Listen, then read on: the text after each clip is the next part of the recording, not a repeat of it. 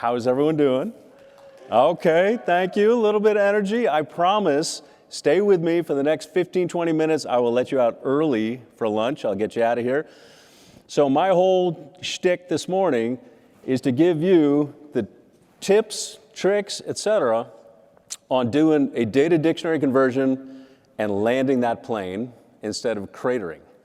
So as a show of hands, how many of you have already done this? How many are you data dictionary to it? I mean, Rob, of course. Thank you, King, all right?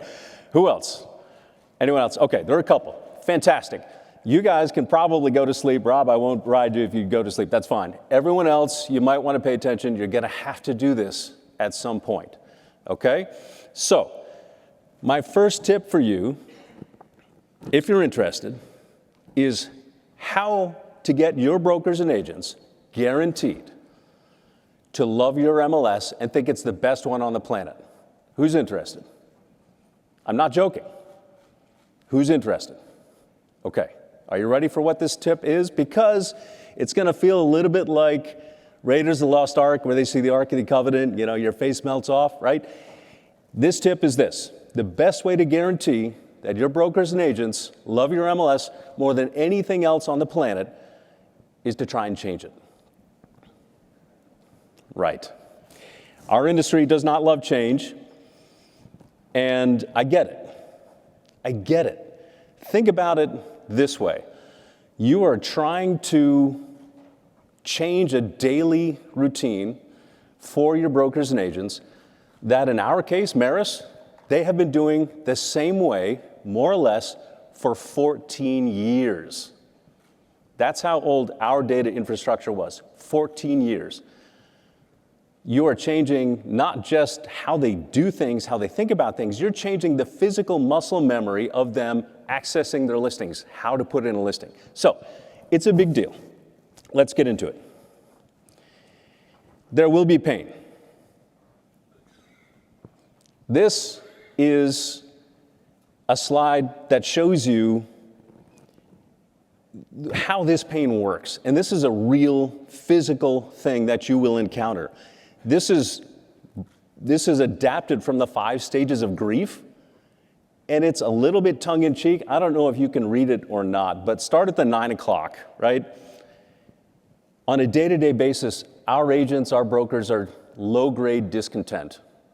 Like, hey, antiquated technology, the MLS doesn't do what I'd like it to do, et cetera, et cetera. Okay, that's our standard everyday thing. Then go to the 12 o'clock. So, okay, we heard you, low-grade discontent. We're going to upgrade the system. This is where the panic sets in, right? So it starts with the first stage of grief, anger. And these are all live quotes from our subscribers, by the way. If the FAA can work on 1980s technology, so can you. That's a quote. Love that, yeah. Next stage, denial. I mean, come on, the old system was great. What are you doing? Why are you changing it? Next stage, bargaining, demands. Hey, just bring back the old MLS. Don't make me do this. Don't make me learn anything new. I'm going to be checking out of the industry in a couple of years. I'm about to retire. Don't do this to me, right? Last stage, resentment and reluctant acceptance, which brings us back to low-grade discontent. This is what we're facing. And you all know this. You see it every single day. I'm happy to share this slide, by the way. I shared it with my board of directors before we did this dictionary launch. It's a little tongue-in-cheek, but it's also real. Okay. This is what you want to do in advance of any data dictionary conversion. 6 to 9 months prior to the date that you want to go live, you need to be planning. And what you need to do is work backwards from the date that you want to work and arrive at just how much planning you're going to need. It's going to depend on a number of things, probably the staff you have on hand. So we, Maris, we have staff who have, other jobs. We had to apply them to this job over the course of 6 to 9 months. You also need to check in with your vendor to check in what their dev queue is. So you might say, okay, this is the date we need to go. Check in with your vendor to make sure they actually have room in their dev queue for that date, right? So you're working backwards 6 to 9 months. You want to communicate what this change is, how big it is, what it's going to be. You start with your board of directors. You get them on board with you for that change. Once they're on board with you and they have agreed to your timeline, then you want to check in with your brokers, your data vendors, website providers, syndication partners, showing solutions, lockbox solutions, forms providers. There may be others in there. And not for nothing, depending on how your MLS runs, some of these may be out of your control. For Maris, for instance, we don't handle lockboxes. We don't handle forms. So we didn't have direct contacts to those people. And it was like pulling teeth to try to get technical contacts at those resources. So that takes time.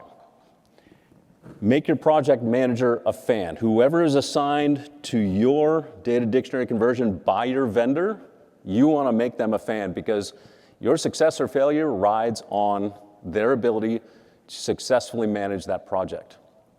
Do what you need to. And if you have reservations, do what you need to. Meaning, engage with your vendor early and say, hey, what are my other options? Because when you get down the road, you don't want to be changing that project manager. So think about that well in advance. Lastly, test, test, test. Get people who you know, they're your frequent flyers, right? They're the ones who are on the phone to you all the time saying, hey, I don't like this about the MLS, I don't like this about the MLS. Great. Now you're going to test for us. Get their name, bring them in, offer them beta testing because they are motivated to beta test for you. They want to find problems. Leverage that. Bring them in and make sure they test.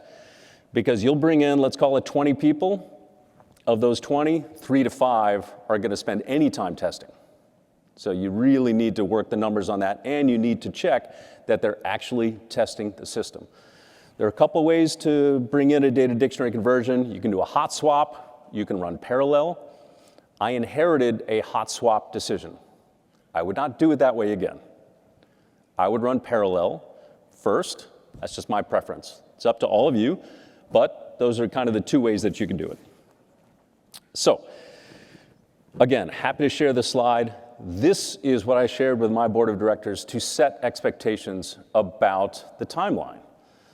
And the expectations that they really need to know is that, look, for the first 6 weeks post-launch, we are only going to have a conversation about data. That's it. Think about that. 6 weeks post-launch, I am only making changes to data. And this will be hard to stand behind because you will get pressure. You will get people who will log into the system and say, you know what? This thing should be over here. And I will tell you a dozen reasons why that's the best idea. But if you start changing the UI and UX at the same time as you're trying to fix the data, things can go wrong where you're not sure what got broken. Is it the data or is it the UI UX? So you limit any changes to the UI UX in that first 6-week period. Only changes to data. Make sure your board is on board with that and they know why you're doing it because there's a very good reason. You don't want to have multiple things changing at the same time because they can affect each other, right? So, pre-launch, it's all about messaging, education, training. And look, all of us in this room, we run MLSs. And an MLS is, at heart, my opinion, a data company, but we're also doing education, right? And we're also doing social services to some degree, meaning people call us just to complain about stuff in their lives, whatever they're using, like that happens. So we have a lot on our plate. So messaging is an important piece of that. Every message you can get out, and it's good to duplicate your messages again and again and again, because every time you send out a message, if you take one call off the queue because they finally got through with that message you sent, that's a positive. So weeks 1 to 2, all about identifying issues, tech support, training, fixes, add back legacy reports. That is a mistake that we made at Maris. We took a hard look at the reports we had, And we looked at the percentage of people who were using them, and any report that was under like 3%, we just axed. It makes sense, logically, but it was a mistake. And the mistake was because our scale, we're at about 15,000 subscribers, right? So 1% is 150 people, 300 people, 450 people at 3%. That was a problem because 450 people calling all at once who are pissed off feels like a lot of people. And that's a message I'll keep coming back to. Perspective on this is really, really important because it's going to feel like the sky is falling. You're going to be getting tons of calls. Your brokers on the board of directors are going to be getting calls. And it's going to be feeling like this thing is going wrong. Remember the perspective. You need to know how many people are calling in order to tell the board, yes, there's a lot of people calling, but we are this big, and the number of people calling is this big. It's an important perspective throughout this process.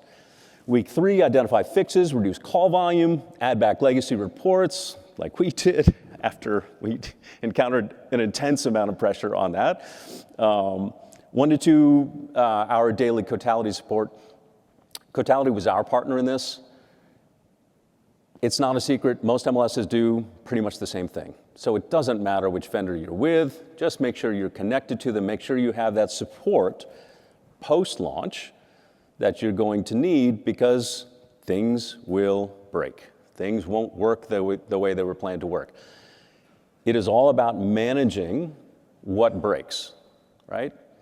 So again, that first 6 weeks, you're all about data and where you want anyone receiving inbound phone calls at the MLS, triage. Triage. And I'll get into what that means. Any questions on this slide? I mean, I laid it out. I don't need to read through each one. Okay.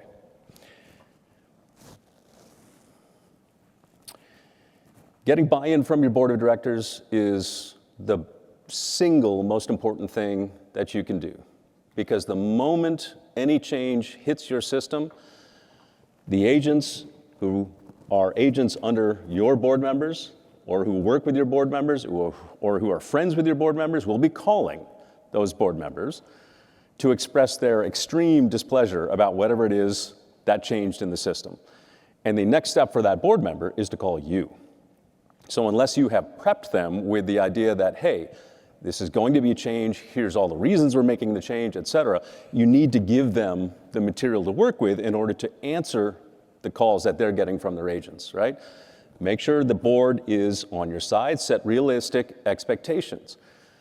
What is a realistic expectation for a data dictionary conversion? Is it perfection? No. Set that from the start. There is no such thing as a perfect technology change.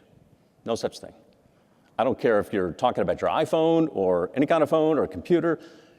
All of us endure updates to software that have mistakes and bugs for a period of time after launch. That's just the nature of the beast. So set that expectation for your board.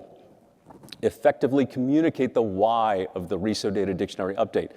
We've been doing that really all morning, so I don't need to get into that now, but be familiar with why that is. For Maris, I mentioned our data infrastructure and architecture was 14 years old. It was fragile.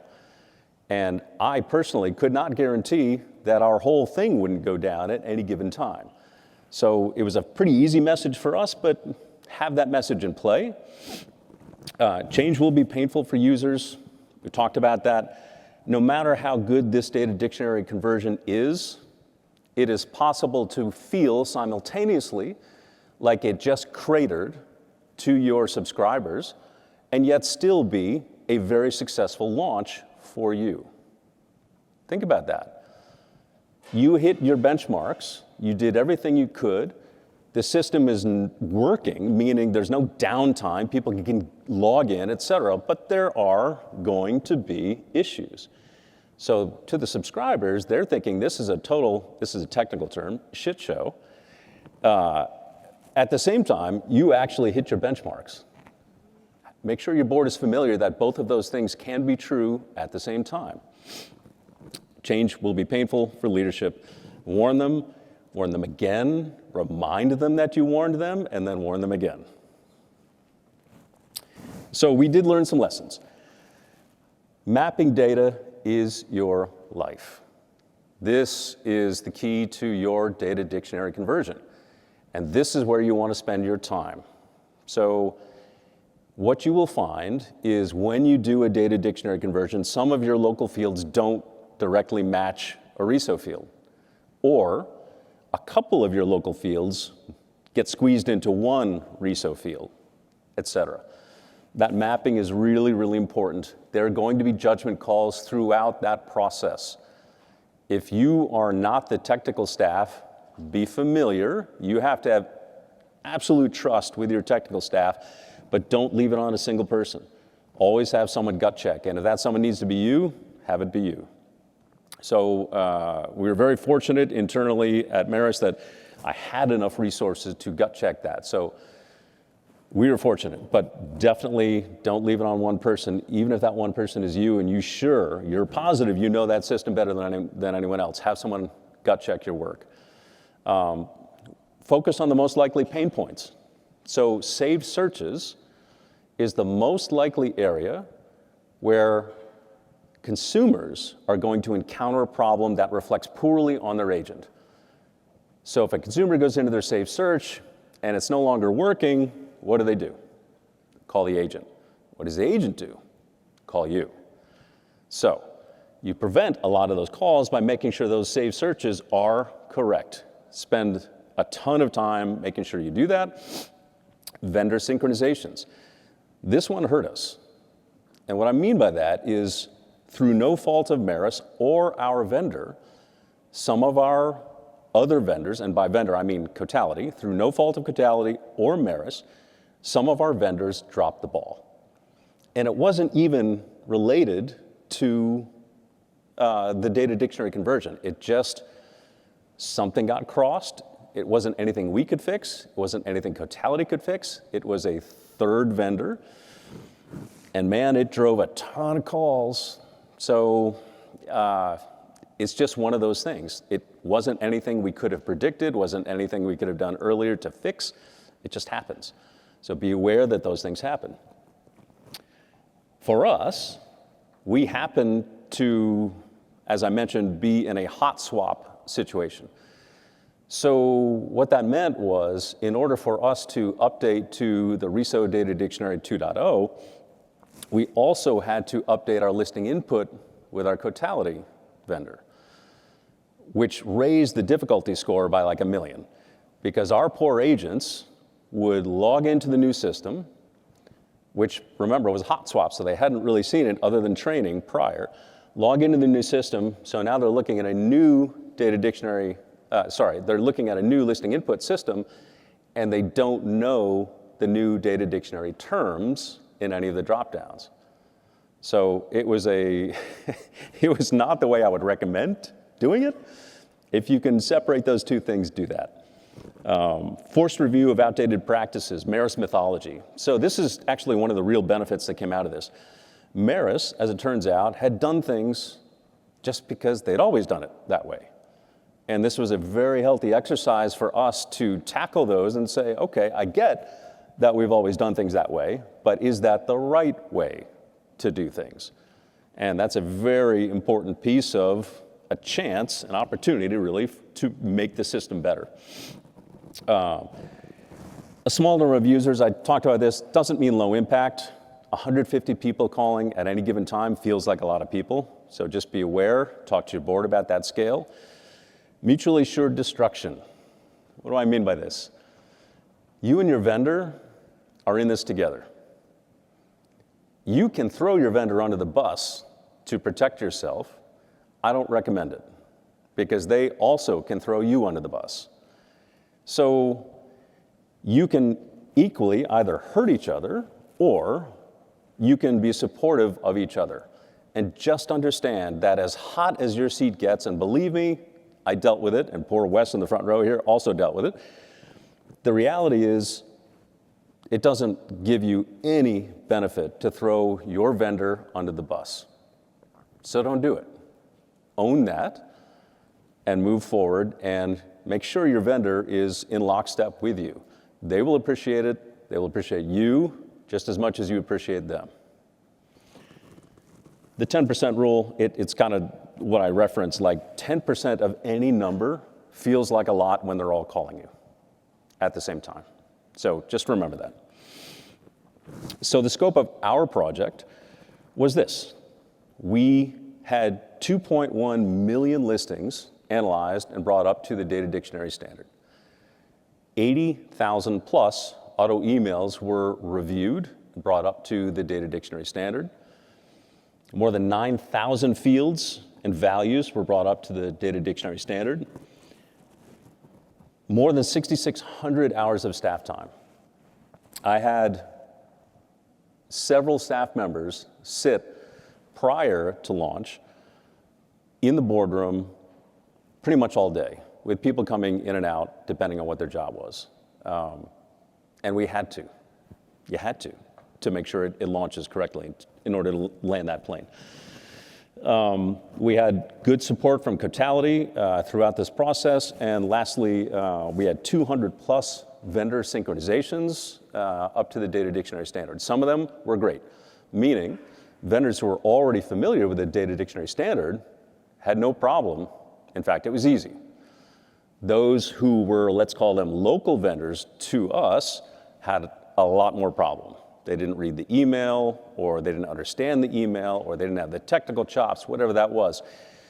But what happens is, of course, that vendor doesn't do the work they need to, and then the downstream agent or broker using that vendor assumes what? They assume it's your mistake, not the vendor, right? So just be aware. What went right? No broad system access issues. 99% of our saved searches translated correctly. We had no unplanned system downtime, faster conversion time for those brokers, those vendors that I mentioned. And from a technology perspective, no major or cascading issues. And that's, again, one of the main reasons that I strongly recommend that you, in that first 6 weeks, you only cover data. Because if you cover data and you try to make UI UX, you will find cascading issues. Did everything go right? No, it didn't. But, frankly, the list is too long to share with you. That's not a bad thing, because none of those things on the list were major issues. They were all expected minor issues, and that is your job, to minimize the effect of this as much as you possibly can. Again, it's not about perfection. It's about minimizing the issues to being minor ones, not major ones. So that triage that I mentioned prior, when people call in to your office and they are pissed off about whatever change you made, you need to train up your staff to discriminate between whether they are calling about something they just don't like or something that's actually broken. So spend a little time with your staff prior to make sure they ask the right questions to get this. Because at the end of the day, I get you don't like it, but that's the way it's going to be. Okay? Lastly, I don't know if you can read this, probably in the back, you can't. I love this cartoon. It's my favorite cartoon of all time because let me describe this to you. You have a classroom and the teacher wants to teach one thing. And that one thing is that thing on the screen is a cow. That's all he wants to teach. And there's always some lovely person with a question. I mean, what kind of cow? Does it have one horn, two horns? Is this the kind of cow that gives chocolate milk? Well, what happens about, strawberry milk? How do we know about cows? Never mind. It's just a cow. And sometimes it's just a cow. So as you go through this, remember it, keep it simple, because at the end of the day, sometimes it is, in fact, just a cow. Thank you very much. Have a great lunch, everyone. Thank you.